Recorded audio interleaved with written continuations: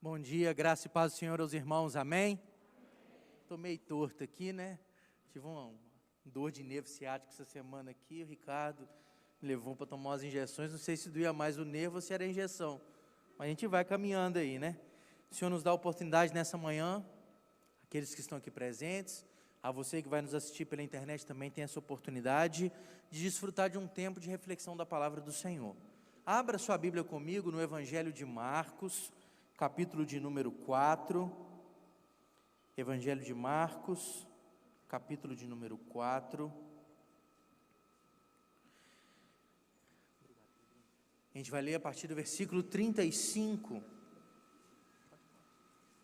Marcos 4, versículos 35 ao 41.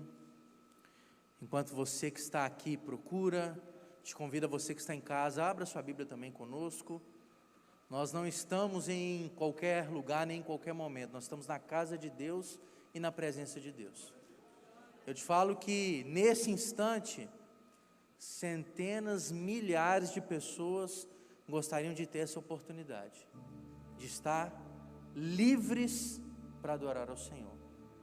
Nós vivemos um tempo difícil, irmãos, onde nesse exato momento tem gente clamando pela possibilidade de respirar, pela oportunidade de fazer algo que você está fazendo de maneira natural, mesmo com um pano na sua cara aí. Nós temos essa liberdade, nós temos que louvar a Deus por isso. Nós temos essa liberdade de desfrutar da vida, é uma dádiva de Deus, é uma graça de Deus, e infelizmente, momentos como o que temos vivido, acabam sendo necessários para nos despertar, para ver que tem coisas tão boas que Deus tem nos dado, e nós não damos o devido cuidado, nem o devido valor. Então, se você está aqui nessa manhã, louve a Deus por isso. Se você está nos assistindo com vida, louve a Deus por isso, é dádiva do Senhor. Marcos capítulo 4, vamos ler a partir do versículo de número 35, assim está escrito. Naquele dia, ao anoitecer, disse ele, Jesus, aos seus discípulos: vamos para o outro lado. Deixando a multidão, eles o levaram no barco, assim como estava. Outros barcos também o acompanhavam. Levantou-se um forte vendaval, e as ondas se lançavam sobre o barco, de forma que este ia se enchendo de água. Jesus estava na popa, dormindo com a cabeça sobre um travesseiro. Os discípulos o acordaram e clamaram: Mestre, não te importa que morramos? Ele se levantou, repreendeu o vento e disse ao mar: aquiete-se, acalme-se. O vento se aquietou e fez-se completa bonança. Então perguntou aos seus discípulos: por que vocês estão com tanto medo? Ainda não têm fé? Eles estavam apavorados e perguntavam uns aos outros: quem é este que até o vento e o mar lhe obedecem? Curva sua cabeça. Senhor, que a Tua palavra venha sobre nós nesse instante. A gente já orou, a gente já cantou, já adorou, nós devolvemos os dízimos e ofertas em fidelidade e em gratidão. O Senhor já tem ministrado sobre nós, mas agora nesse instante, após a leitura da Tua palavra, nós queremos que essa reflexão venha aos nossos corações, que seja algo que nos edifique, algo que nos direcione, que a Tua palavra seja a resposta para aqueles que estão presentes aqui, para aqueles que estão virtualmente nos acompanhando. O nosso pedido: fala conosco, fala da forma que o Senhor deseja, Pai, no nome de Jesus, amém. Quando nós lemos o Evangelho de Marcos, o Evangelho mais dinâmico de todos, né? O escritor de Marcos, talvez pela sua forma de escrever, ou principalmente pelo seu público-alvo, né? Ele escreve tudo de maneira muito compacta, muito dinâmica. Então, às vezes você vai ler um capítulo de Marcos, Jesus entra num lugar, cura um, dois, expulsa um demônio, ensina alguém, anda para lá, anda para cá. Jesus está em constante movimento. E nesse texto aqui é um texto de um movimento de Cristo, né? Ele está no meio de uma multidão, daqui a pouco vamos para outro lugar, entra num barco, os discípulos entram, outros barcos entram, e Jesus faz um movimento que era um movimento comum para o povo que vivia ali naquela região, que era atravessar aquele lago. E o texto fala que aconteceu algo que é comum de acontecer, uma tempestade, chuva. O que não era comum era o tipo da tempestade, né? Que era uma tempestade onde navegadores experientes morreram de medo. Olha o que o texto fala, que eles ficaram apavorados. Atravessar o lago era normal, fazer aquela travessia era normal, estar dentro de um barco era normal, mas aconteceu algo anormal, uma tempestade pavorosa. E o texto fala que todo mundo, tirando Jesus, ficou com medo de morrer.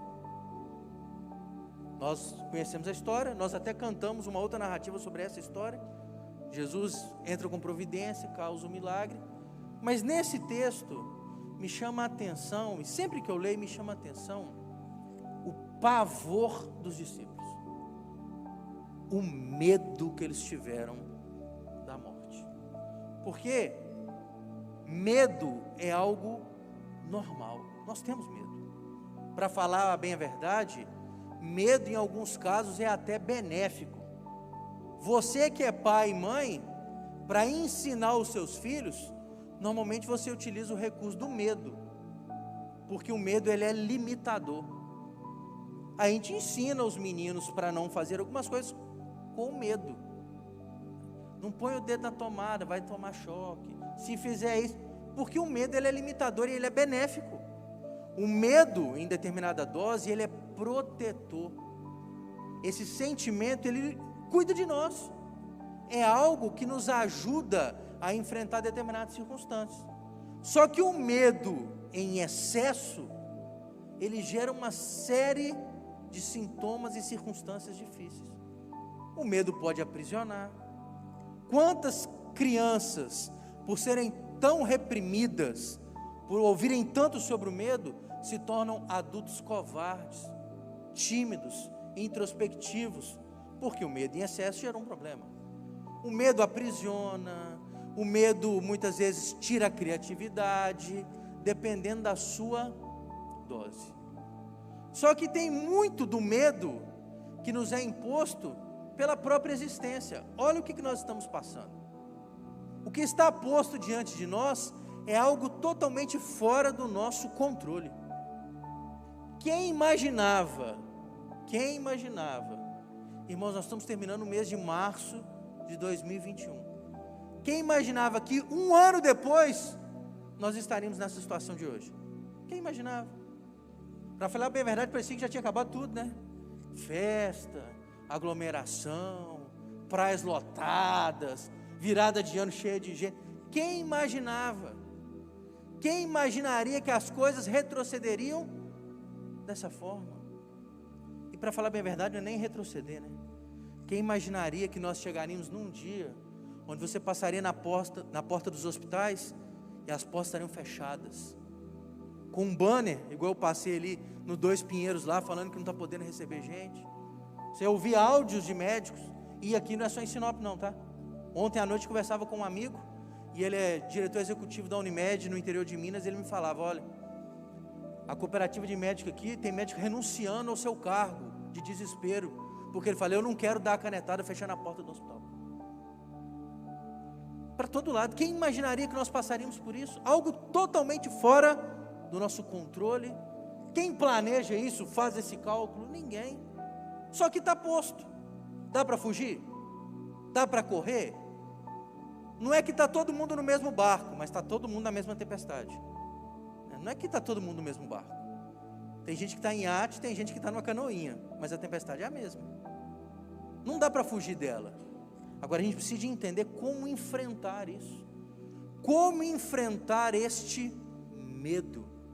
O medo do desconhecido, porque após um ano, nós até hoje estamos descobrindo como é que essa doença funciona, como as coisas acontecem. Nós temos aqui na igreja, por exemplo, caso de irmã que o marido pegou Covid, exame positivo, internou. A irmã estava com os sintomas, conseguiu acompanhar o marido na enfermaria do hospital e ela não teve Covid. Os exames eram todos, deu negativo. Ou o corpo está fechado, ou tem um negócio que não dá para explicar, né?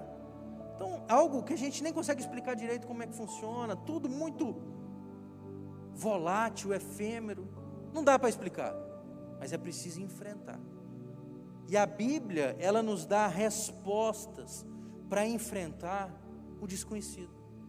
A Bíblia nos dá respostas para enfrentarmos aquilo que a gente não tem controle. A Bíblia nos dá respostas para enfrentar coisas que nos causam pavor. Porque o texto bíblico fala que quando os discípulos viram o nível daquela tempestade, eles ficaram apavorados. A Bíblia nos ensina como enfrentar esse medo que nos descontrola, esse medo que nos apavora. Porque até como eu disse aqui no início, medo, irmãos, todo mundo vai ter. Quem não tem medo de nada é doente. A ausência total de medo é uma psicopatia, uma doença mental. Quem não tem medo de nada é doente. Quem tem medo demais também está doente. E quantas pessoas estão apavoradas? Talvez você que não, que está aqui, mas quando a gente está nos ouvindo agora, está trancanfiada dentro de casa há dias, meses, desesperado, apavorado. Talvez não pelo medo da doença, mas pelos boletos que estão acumulando em casa, né? Pelas contas que vão chegando, pela falta de comida, por perder entes queridos. Na semana que se passou, eu em um dia tive a notícia de 4 amigos que faleceram. Gente de 30 anos, gente de 70 anos, pais, amigos. Essa semana, na segunda-feira, eu já tive a notícia de um amigo que há 4 dias atrás, eu havia conversado com ele. Pastor, acabei de sair do hospital, não sei o que, voltou e morreu.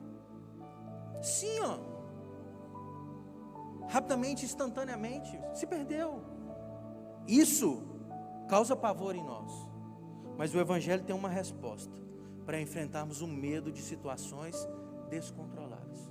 O Evangelho nos dá uma resposta para enfrentarmos situações que fogem do nosso controle. O texto deixa muito claro para nós que os discípulos enfrentaram uma tempestade, mas que no meio de todo aquele descontrole, Jesus estava no barco. Jesus estava no barco. Existe uma verdade espiritual que muitas vezes passa despercebida por nós. Tudo aí pode parecer fora de controle, mas há um princípio bíblico claro: Jesus continua no controle de tudo. Jesus continua no controle de tudo. As coisas podem fugir do nosso controle, não fogem das mãos de Deus. Deus continua Senhor da história. Ah, mas por que tudo isso está acontecendo? Essa é outra resposta. Mas há um princípio espiritual que não muda. Deus continua no controle de tudo. Deus continua no controle de tudo. Ele conduz a história humana. Ele permitiu que isso acontecesse, sim, e não é a primeira vez não. Volte um pouquinho na história humana, que você vai ver outras pandemias, algumas piores do que essa, que ceifaram muito mais vidas do que essa até esse momento, numa condição de vida muito pior da sociedade do que desse tempo. Já aconteceram várias, diversas, e provavelmente essa também não é a última. Outras virão. Ah, pastor, você está profetizando? Não, é realidade, gente, é só estudar a história humana. Outras virão. Então o que nós estamos passando é mais uma parte do ciclo da história humana. E Deus sempre continuou no controle da história. Deus sempre continuou conduzindo todas as coisas. Pouco importa o barco que você esteja montado nele no meio dessa tempestade. Saiba, Jesus continua lá. Ah, mas ele parece dormindo. Ah, é outra história. Mas ele está lá. Semana eu estava conversando com a irmã Fátima.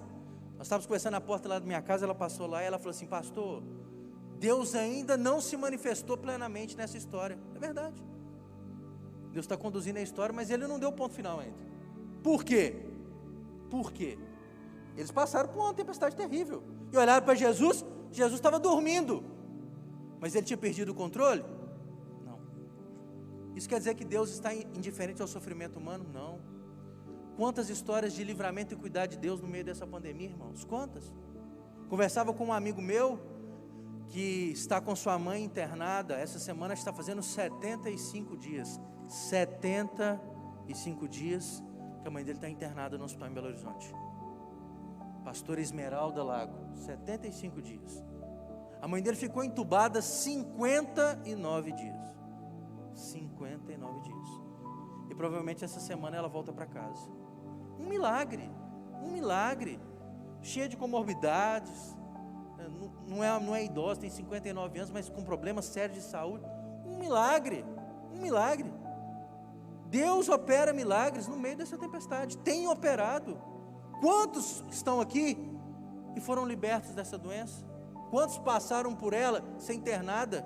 Mas quantos passaram, foram internados, saíram, estão tocando a vida? Mesmo no meio de uma tempestade que parece incontrolável, e mesmo parecendo que Deus está indiferente, Ele não está. Deus continua no controle, mas Ele age à sua maneira. Irmãos, mesmo com toda a dificuldade que nós temos, uma confusão política que cada hora briga, decreto para lá, decreto para cá, canetada de lá, nós estamos conseguindo tocar a nossa vida. Os comércios estão abertos, as pessoas estão trabalhando, estão conseguindo pagar suas contas. Isso é cuidar de Deus. Pensa, cada político dá uma canetada diferente, é um decreto para lá, Ministério Público para cá, o prefeito fala um negócio, você tem que ficar interpretando para ver o que está querendo dizer. Mesmo com toda essa confusão, nós estamos vivendo. Os dias vão passando e nós vamos rompendo, e com tudo isso já foi um ano e nós continuamos vivendo. Você continua vivo, pode estar com os boletos atrasados lá, mas continua vivo. Isso é cuidar de Deus. Mesmo em meio à tempestade, saiba, Deus continua no controle da história. Deus continua controlando a sua vida. Porque no meio da tempestade, nós precisamos de uma coisa: nós precisamos da presença de Deus. Na tempestade nós precisamos que Deus esteja no barco. Deus está no barco da sua vida? Deus está no barco da sua vida? Se Ele está, é o texto que o pastor Moisés usou para a abertura desse culto. Se o Senhor é o nosso pastor, nós não precisamos de mais nada. Se Ele está conosco, isto basta. E há uma verdade bíblica: Ele está. Ele está. Ele está conosco. A presença de Deus basta. Porque a presença de Deus é uma presença que nos protege, que cuida de nós. É uma presença que nos livra nos momentos difíceis. Porque basta uma palavra, irmãos. Porque o texto diz que eles foram lá acordar Jesus. Eu vou morrer. O texto fala que Jesus acordou e falou: acalma. A tempestade acabou. Acalma. E a tempestade simplesmente cessou. É preciso de uma palavra. É preciso de uma palavra. Uma única palavra vindo de Deus resolve o nosso problema. E se você tem tido vida, e se você tem tido saúde, e se você tem tido o dia a dia, é porque a palavra de Deus tem vindo sobre a sua vida. Deus tem cuidado de nós, Deus tem derramado da sua graça. Mas você vai falar assim: pastor, mas eu não estou dando conta, eu estou com muito medo. Abra sua Bíblia comigo, 1 Pedro. Abra sua Bíblia comigo em 1 Pedro,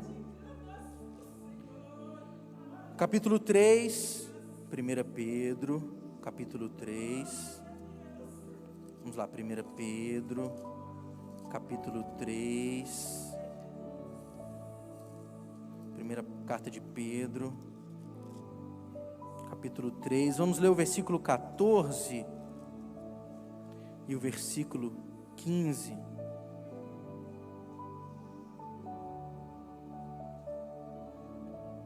1 Pedro 3, 14 e 15, está assim: todavia, mesmo que venham a sofrer, porque praticam a justiça, vocês são felizes.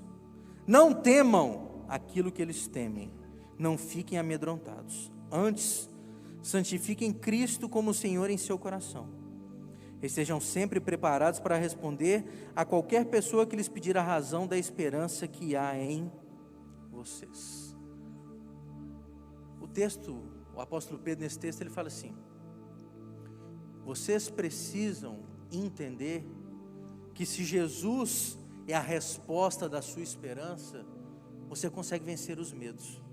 Porque uma coisa é, Deus está conosco, Ele está no barco. O que você faz com essa informação?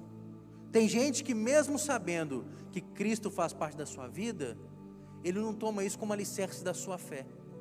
Porque os discípulos, quando viram o milagre de Cristo, parou a tempestade, o texto fala que eles coçaram a cabeça. Mas quem é esse? Quem é esse que até o vento e o mar lhe obedecem? Eles viram o milagre, mas eles ainda não tinham convicção de quem era Jesus. Eles não tinham convicção de quem era Cristo. Tanto é que eles vão ter que passar por uma outra tempestade, para depois que eles enfrentam, a fala dos discípulos é outra, verdadeiramente Ele é o Filho de Deus. Tem muito crente passando por essa tempestade, sem convicção da sua fé. A fé de muitos está sendo provada nesse tempo, irmãos, a fé de muitos, a convicção sincera, a crença genuína, está sendo testada, porque ser crente na bonança, é moleza. Ser crente quando é fácil ir na igreja, quando as contas todas estão pagas, quando tudo está dando certo, é fácil. E quando você está vendo o seu colega de trabalho sucumbir, quando você está vendo, igual eu vi semana passada, uma pessoa veio aqui para me atender e falou assim: pastor, eu tive que fechar minha empresa, porque fica mais barato eu fechar ela do que ficar mais um mês aberto e mais conta chegar. É nessa hora que o tamanho da sua fé é posto à prova. A nossa fé é provada quando você tem lá a sua mãe e seu pai a 3, 4, 5 mil quilômetros, você não sabe se você vai ver de novo. É essa hora que o nível da sua fé é testado. É nessa hora que você prova se crê mesmo ou não. Agora olha o que o apóstolo Pedro nos ensina. Não tenha medo, santifique Cristo no seu coração, para que Ele seja a resposta da sua esperança. Tem muita gente colocando esperança em vacina, e o que nós estamos vendo tem gente tomando 2 doses e ainda morrendo. Estava vendo hoje cedo, que a Inglaterra vai dar a 3ª dose, para ver se resolve. Tudo está acontecendo, irmãos, é experimental, a gente não tem certeza. Vai colocar esperança na vacina, vai colocar esperança na canetada política, vai colocar esperança no kit de remédio.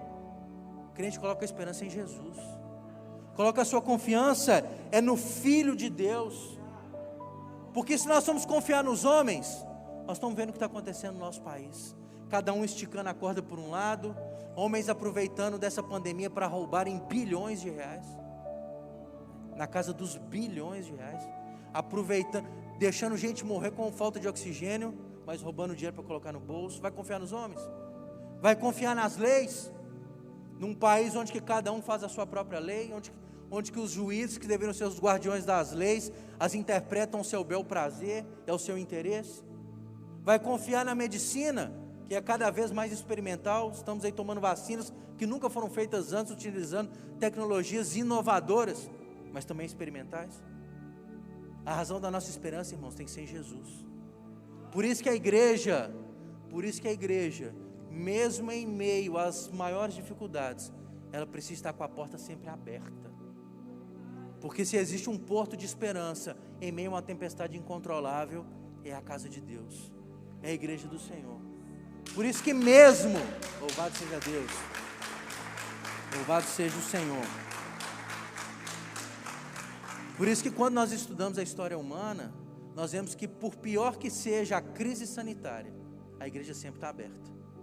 Por isso que quando nós vemos num país igual ao nosso, gente dando canetada para fechar a porta de igreja, igual eu vi na semana passada em Roraima, onde o juiz mandou a Polícia Federal fechar uma igreja, e o que estava acontecendo lá, era um sacerdote entregando comida para uma fila de venezuelanos que tinham vindo lá, oriundos da Venezuela, estavam lá passando fome, e deram a canetada para mandar fechar uma igreja. Eles não entenderam o que é o povo de Deus. O povo de Deus é o último baluarte de esperança numa situação incontrolável, porque a esperança nesses momentos, irmãos, só em Jesus. Só Jesus pode nos ajudar a enfrentar esse pavor, a enfrentar esse terror, a enfrentar essa situação que parece incontrolável. Sabe por quê? Porque quando a gente olha para Jesus, quando a gente deixa Jesus ser Senhor da nossa história, quando a gente deposita toda a nossa esperança nele, gente sabe que pouco importa o que vem a acontecer. Pouco importa. Conforme o apóstolo Paulo nos diz, nada pode nos separar do amor de Deus. Quando eu abro a primeira carta de João, no capítulo 4, e João fala que o verdadeiro amor lança fora todo medo. Quando eu entendo o tamanho do amor de Deus, quando eu entendo o tamanho do cuidado de Deus, da proteção de Deus sobre a minha vida, eu enfrento qualquer dificuldade. Eu enfrento qualquer pavor que venha sobre mim. Eu enfrento até algo que pareça incontrolável, porque eu sei que quem habita em mim é maior do que qualquer circunstância. E mesmo que essa circunstância faça o meu barco naufragar, eu tenho esperança de vida eterna nele. Porque, irmãos, quando nós vemos uma situação dessa, não só a nossa fé é posta à prova, mas a nossa esperança também. Tem muita gente desesperada, porque a única esperança dele é uma esperança nessa terra, é uma esperança nessa vida, é a esperança financeira, material, é a esperança da prosperidade. Mas a Bíblia, do início ao fim dela, ela deixa muito claro para nós que existe algo maior nos esperando. Algo maior. Um lugar onde tudo isso que nós estamos passando não existe. Um lugar onde não haverá mais choro, mais dor, mais tristeza, mais sofrimento. Um lugar onde nós vamos desfrutar da presença de Deus face a face.